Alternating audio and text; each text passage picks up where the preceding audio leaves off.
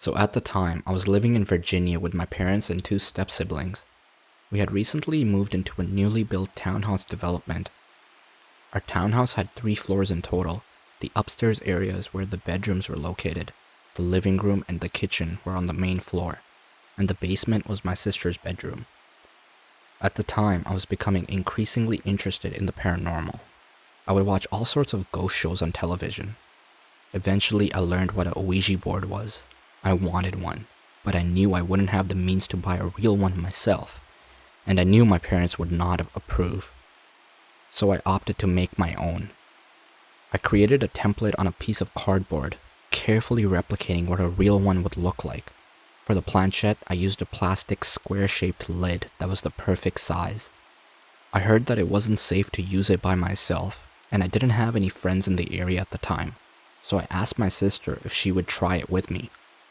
She was reluctant at first, but after some convincing, she was game. Her uncle had recently passed away a few months prior, so we decided to try and contact him. We set the board up in the basement with a picture of her uncle next to us. We both lightly put our fingers on the makeshift planchette, and I began to ask questions like, "Uncle, are you here with us tonight?" To our surprise, it did not take long to get a response. The planchette moved to yes with force. At first I assumed that my sister was messing with me, but soon I would be proved wrong because she started crying very hard. After a few more questions with responses, my sister informed me that she wanted to stop. I don't remember what else we asked because it was so long ago, but I do remember that the planchette would move with haste after every question we asked. We ended by informing her uncle that we were leaving and moving the piece to goodbye. Afterwards, it took some time for my sister to calm down, and I was pretty blown away myself. Strange things started happening to me almost immediately after. After we had finished using the board, we both went upstairs to calm down and watch TV. 30 minutes later, I heard a bang come from the basement. I went downstairs to investigate and found that the planchette had moved from goodbye to no, and a picture on the wall had fallen down. This disturbed me, so afterwards I opted to tear up the board and throw it away. After I did this, I assumed that was the end of it, and for my sister it was. But I didn't know that this was the beginning of months of pure terror for me. I don't know why, but whatever this thing was, it was attached to me. My sister didn't have any odd occurrences afterwards. Meanwhile, I started noticing strange things happening. It started small at first. I noticed our family dog would all of a sudden refuse to come into my bedroom. I would pick him up and take him into my room anyways. And when he was in there, he would act very strange. His ears would stick straight up, and his eyes would fixate on a certain corner in my room. He would whine and bark, and occasionally his head would dart around like he was watching something move around. Then, I was sitting in my room another day on my own. I was watching TV and laughing at the show I was watching. My school binders were sitting all the way at the foot of my bed, and I was sitting at the head of the bed, a good distance away. One of my binders slid all the way across the bed, hitting me in the arm. This freaked me out, and I informed my parents, but they told me that I was just imagining things. Weird things like this kept happening to me. One time I walked into the kitchen during the day by myself, and a sponge that was sitting in the dining room table suddenly flew across the whole room with full force. I continued to experience things like this, and they started becoming more frequent. I talked to my sister about it, and she told me that nothing odd was happening for her. I was a mess at that time. I did not want to go home, and would often try and go to a friend's house after school instead, which most of the time didn't work out. I talked to my parents again, and figured they thought I was making it up for attention again. After a little bit of going through it, I had the most terrifying night of my life. This event still sends shivers down my spine when I think of it. It traumatized me, and although I worked past it for the most part, I still try not to think about it. I've only told a few people in my life about this because it sounds like a straight up lie. This night was the climax of my experiences. After this happened, the activity completely stopped. One night I was laying in my bed. It was 2 or 3 in the morning, and I couldn't sleep, so I was just laying there. My whole family was asleep and the house was completely dark. I slept with my door open at the time, and the only light source was a blue light emanating from my radio in my room. It was just bright enough to illuminate my room. I had my blanket over my head, covering half of my face, but I could still see my room from waist height down the floor. To my horror, as I laid there with my eyes open, a black figure entered my field of vision near the foot of my bed. It was right next to my bed. There was no color on whatever this was. It was a pure pitch black with no obvious features. I was paralyzed with fear. I couldn't scream or move. I just laid there as I watched this thing slowly move down my bed until it stopped right in front of my face. I then felt a hand placed on my head through the blanket that was over me. The hand rested there for a second and then began moving in a circular motion for a few seconds. Eventually the hand lifted and I watched the dark figure slowly move away and then out of my room. This was the last thing that ever happened, and after that, it just completely stopped as fast as it started. This whole ordeal has had a huge impact in my life. This is the first time I'm sharing this story online. I haven't tried until now because I did not want to type it out and relive it. But now I'm more curious as to what the fuck happened to me and what that thing was. I think that I should also add that aside from anxiety and depression issues, I am mentally sound. I have never experienced hallucinations or delusions, and I know that what happened to me was real.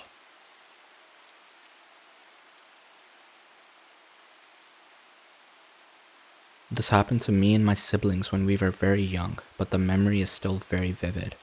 This was the most intense paranormal experience I've had in my life, and just wanted to get it out there. To start, the house we lived in at the time was definitely haunted. My sister told me much later on that she would hear someone walking up the stairs and then a shadowy figure would stand in her doorway. I heard the steps back then, but I always assumed it was just her walking around. She didn't tell me much later as she didn't want to scare me. The house was very creepy at night. I always felt a profound sense of being watched whenever I would go past certain spots.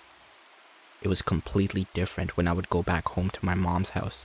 I wasn't scared of the dark, and I would still get up at night to go to the bathroom, but it always felt very scary to do so, and I would hurry as fast as possible.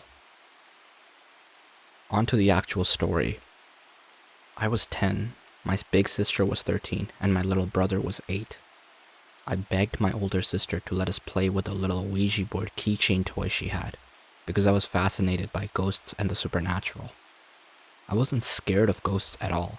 In fact, I loved them a lot, and only thought they were interesting. It took a lot of convincing, but eventually she agreed to play. We all sat down at the kitchen table and my sister and I put our fingers on the planchette and asked if anybody was there, to which it almost immediately said yes. We spent some time arguing that the other was definitely moving it and just asking some benign questions I don't remember. After a bit, we started getting scared, so we said, "Let's stop." The planchette immediately and harshly moved to no, and we instantly pulled our hands back. As soon as we did, we all heard this horrible screeching scream, one that did not sound human at all. We each describe it a bit differently, but we all heard it at once. We ran so fast to the other room, where we all sat huddled on the couch for a long time. Finally, I asked if anybody else heard that, to which we all just nodded. We stayed that way for hours until my dad came home. We didn't tell him about it, and nothing really came of it. But it was so terrifying that to this day, recalling it gives me chills.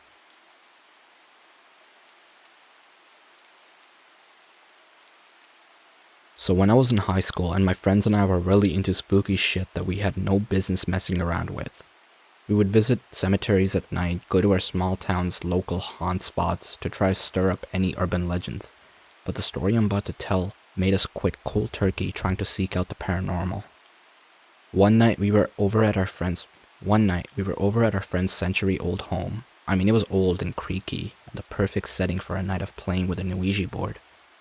We brought it out, and for the first half hour, nothing insane happened. Just some movement from the planchette. Then, feeling smug, I asked the spirits what my middle name was. The thing is, my middle name is literally made up by my parents. It's not a real name. No one in the circle knew, let alone could spell my middle name. There was literally no way someone could even guess it. But the board knew. It spelled my middle name perfectly, and I could feel my heart fall into my gut. Keep in mind, my hands were not on the planchette, so I couldn't have moved it myself. Everyone laughed because what a silly middle name that would be. But I had to confess that it was mine, and the color drained from everyone's face. All of a sudden, a glass ashtray that was sitting a few feet away from the coffee table split clean in two, and we were done. We left the house to go stay somewhere else, and fortunately, I have never experienced anything that terrifying again.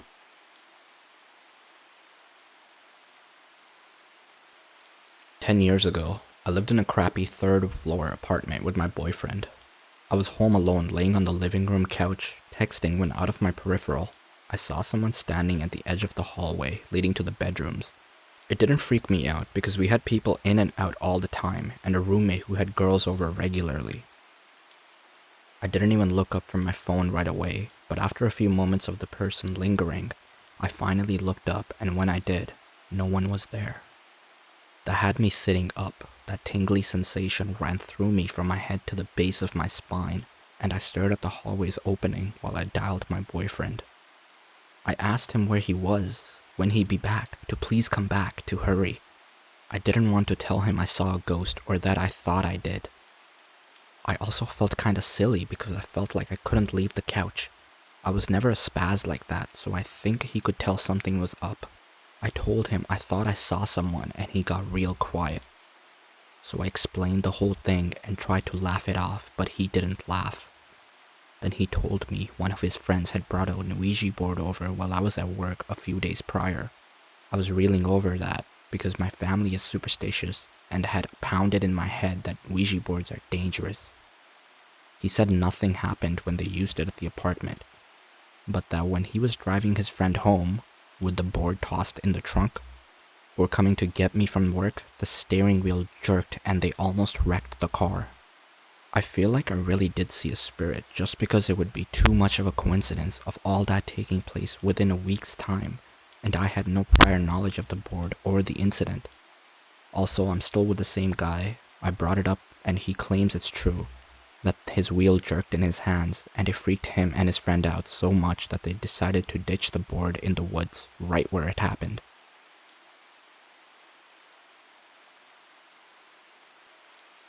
At the time when I was 18 years old, I was introduced to the Ouija board through my mother. I was fascinated by it. While first using it, I always asked my mother if she moved it, because I knew I was not moving the planchette. She would say, "No, I'm not moving it," and neither was I. As some weeks went by, I was obsessed with the reality of responses we got from the board. At the time, I innocently thought it was some power I had. I was so wrong. With my intense curiosity, I asked it, whoever you are, "Do you believe in God?" The planchette would move in constant figures of 8, never answering, playing with me. Several minutes later, I asked, "How do you spell God?" The planchette quickly spelled it backwards, in blasphemy and anger.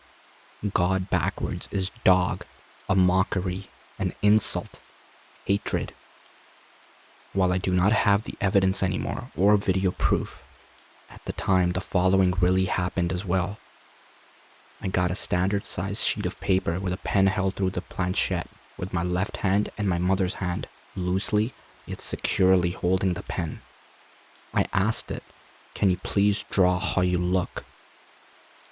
Shortly after, the planchette with the pen inside it began moving very slowly with intelligent geometrical precise line segments, starts and stops, not making sense at first. I asked my mother, "Are you moving this?" She said no, and neither was I. The speed picked up, and by the time it was done drawing, A perfect 5-point pentagram with devil horns and eyes with snake-like slits in it were revealed. Very evil looking. Words do not convey what we saw and experienced.